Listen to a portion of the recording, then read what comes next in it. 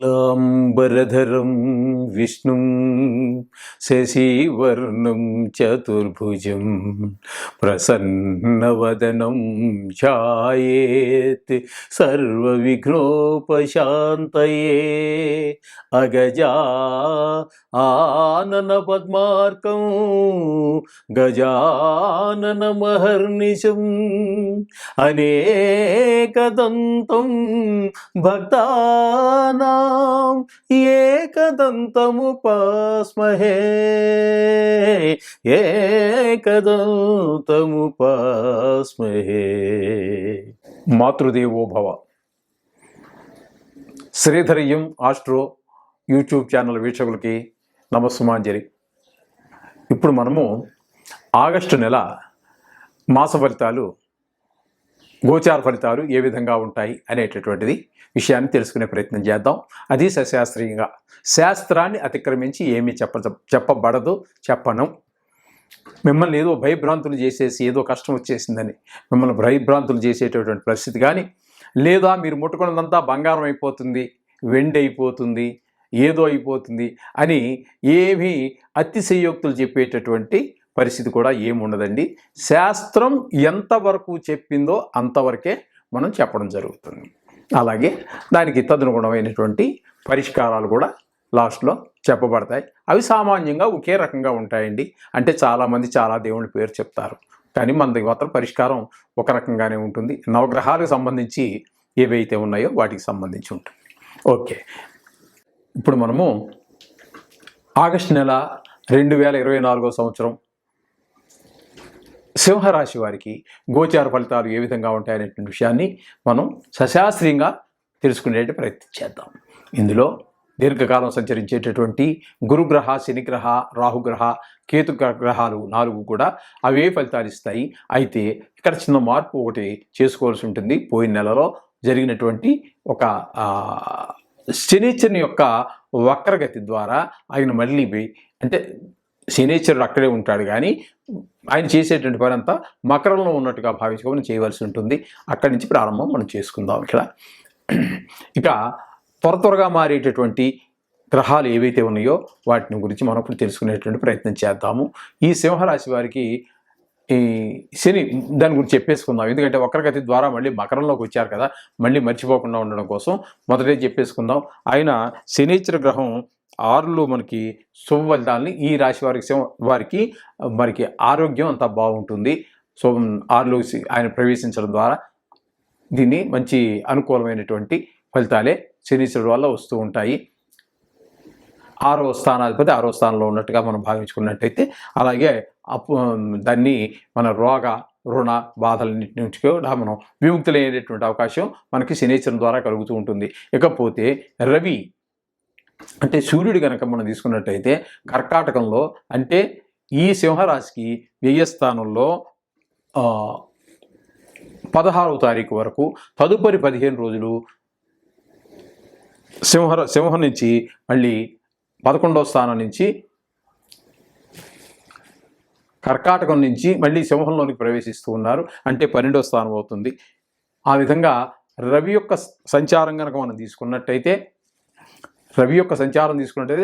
16వ తారీఖు వరకు, అదే 16వ తారీఖు వరకు కర్కాటకంలోనండి, అంటే వ్యయస్థానం అవుతోంది. ఆ తదుపరి సింహంలో, అంటే జన్మంలోకే ప్రవేశిస్తూ ఉన్నారు. జన్మలో ప్రవేశిస్తూ ఉన్నారు. అంటే ఇక్కడ మీకు 12, 1 స్థానాలలో రవిగ్రహ సంచారం వల్ల 2 రాసుల్లోనూ కూడా శుభ ఫలితములను ఇయ్యజాలరు. రవి చేత ఆయన కొంచెము ఉత్సాహం తగ్గుతుంది, తలనొప్పులు ఎక్కువ అవుతాయి, కొంచెం కోపం ఎక్కువ ఉంటుంది, కొంచెము ఖర్చులు ఎక్కువ అవుతూ ఉంటాయి, కొంచెం ఆరోగ్య విషయంలో తగు జాగ్రత్తలు తీసుకోవాల్సి ఉంటుంది. ఈ విధమైనటువంటి ఫలితాలు 2 రాసుల్లో సంచారం చేసేటప్పుడు రవి ఇస్తూ ఉన్నారు. ఇక కుజుడిని కనుక మనం తీసుకున్నట్టయితే ఈ సింహరాశి వారికి వృషభంలో 26వ తారీఖు వరకు, అంటే దశమంలో సంచారం చేస్తూ ఉన్నారు. ఆ తదుపరి మిథునంలో 5 రోజులు, అంటే 11వ స్థానంలో ఏకాదశ స్థానంలో ఒక 5 రోజుల సంచారం జరుగుతోంది. ఏకాదశ స్థానంలో ఉన్నటువంటి 5 రోజులు సుఫలితాలు ఇస్తారు. ఇకపోతే ఇక్కడ మనకి కుజుడు యొక్క వృషభ సంచారం దశమ స్థానంలో జరుగుతోంది. కొంచెం వృత్తిపరమైనటువంటి ఇబ్బందులు కలిగించేటువంటి అవకాశం ఉన్నది. అక్కడ వారితోటి కొంచెము మాట కొంచెం తేడాలు వచ్చేటువంటి అవకాశం ఉంటుంది. ఆయనతోటి ఉద్యోగ స్థలంలో, వ్యాపార స్థలంలో, ఎక్కడ మీరు వృత్తి చేస్తూ ఉంటారో అక్కడ, అలాగే మీ ఇంట్లో కూడా కావచ్చు, అలాగే మీ ఇరుగు పొరుగు వారితో కూడా కొంచెం అభిప్రాయ భేదాలు ఉండేటువంటి అవకాశం చాలా స్పష్టంగా గోచరిస్తూ ఉంది. ఈ విధమైనటువంటి ఫలితాలు కుజుని ద్వారా మనకు లభిస్తూ ఉన్నాయి. ఎవరికి? ఈ సింహరాశి వారికి. తదుపరి బుధగ్రహం యొక్క సంచారం కనుక మనం తీసుకున్నట్టయితే, బుధుడు సింహంలోనే అంటే జన్మంలోనే బుధుని యొక్క సంచారం జరుగుతున్నది. తదుపరి ఒక వక్రించి మళ్ళీ వెనక్కి వెళ్తూ ఉన్నారు. జన్మం నుంచి సింహం నుంచి మళ్ళీ కర్కాటకంలో ప్రవేశిస్తూ ఉన్నారు. అది అక్కడేమవుతుంది మీకు అంటే 12వ స్థానం అవుతుంది. జన్మం నుంచి మళ్ళీ వెనక్కి వెళ్ళడం ద్వారా వ్యయ స్థానంలో సంచారం జరుగుతోంది. ఈ 2 స్థానాలలోనూ కూడా బుధుడు యొక్క సంచారం ఫలితాలు మీకు అనుకూలంగా ఉండవండి. అనుకూలంగా ఉండే అవకాశం తక్కువగా ఉంటుంది. అంచేత కొంచెం మాటలో సౌమ్యత తగ్గుతుంది. వృత్తి వ్యాపారాల్లో కొంచెము వెనకడుగు వేసేటువంటి అవకాశం ఉంటుంది. కొంచెం లాభాలు తగ్గటము, ఆ విధంగా కొంత చిరాకుల వల్ల మాటలో కొంచెము సౌమ్యత తగ్గే అవకాశం కూడా ఉంటుంది. అలాగే మన తెలివితేటలు అన్ని వేళలా కూడా పనిచేయకపోవచ్చు. అలాగే ఇక్కడ మీకు ఆయన యొక్క 1 జన్మ వ్యయ స్థానాల్లో సంచారం వల్ల కూడా మన లాజిక్ అనేటటువంటిది ఇక్కడ పడుతూ ఉంటుందంటే బుధుడి వల్ల ఎక్కువగా వస్తూ ఉంటుందండి. మిగతా గ్రహాల కంటే కూడా ఇక్కడ లాజిక్లు అన్నీ ఏమీ పనిచేయవండి. ఆయన మనకి అనుకూలంగా లేనందున. అందుచేత ఈ విధమైనటువంటి ఫలితాల వల్ల బుధుని యొక్క సంచారం ఈ నెల రోజులు మీకు అనుకూలంగా లేదు అంటే. ఇకపోతే శుక్రుని యొక్క గోచార ఫలితాలు ఏ విధంగా ఉన్నాయంటే, సింహంలో అంటే వ్యయ స్థానంలో తదుపరి జన్మంలోనూ ఉన్నాయి. అంటే జన్మంలోనూ తదుపరి ద్వితీయ స్థానంలోను అంటే 2వ స్థానంలోనూ ఆయన యొక్క సంచారం జరుగుతూ ఉంటుందండి ఈ నెల రోజుల్లో కూడా మీకు ఆయన జన్మంలోనూ తదుపరి ద్వితీయంలోనూ కూడా మీకు చక్కటి ఫలితాలని ఆయన మీకు కలగజేస్తూ ఉంటారు శుక్ర భగవానుడు.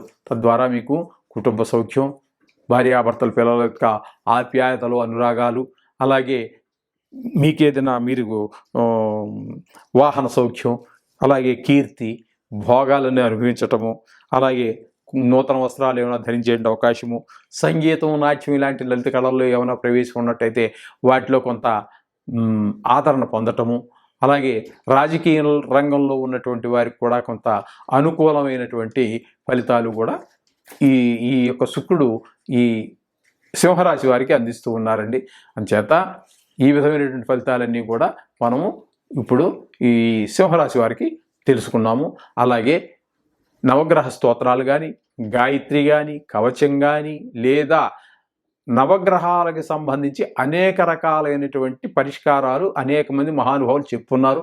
ఎందులో ఏది చేసుకున్నప్పటికీ తప్పేమీ లేదండి. ఏమి చేసినా కూడా మొత్తంగా ఆ నవగ్రహాలకే చెందుతాయి. నవగ్రహాలు అంటే ఎవరు అంటే మళ్ళీ ఆయన కూడా విష్ణుమూర్తే. జీవానాం కర్మఫలదం నవగ్రహ రూపేణ జనార్దన అని చెప్పి శాస్త్రవచనం.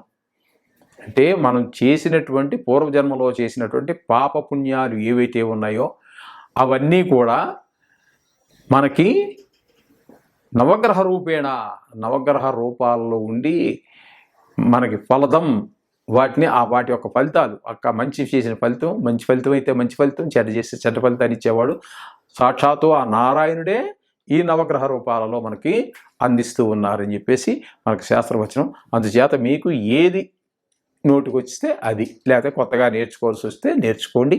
మీకు ఈజీగా వచ్చేది మరింత ఈజీగా వచ్చేది అంటే వయసును బట్టి, చిన్నపిల్లలు అయితే ఏదైనా వచ్చేస్తుంది.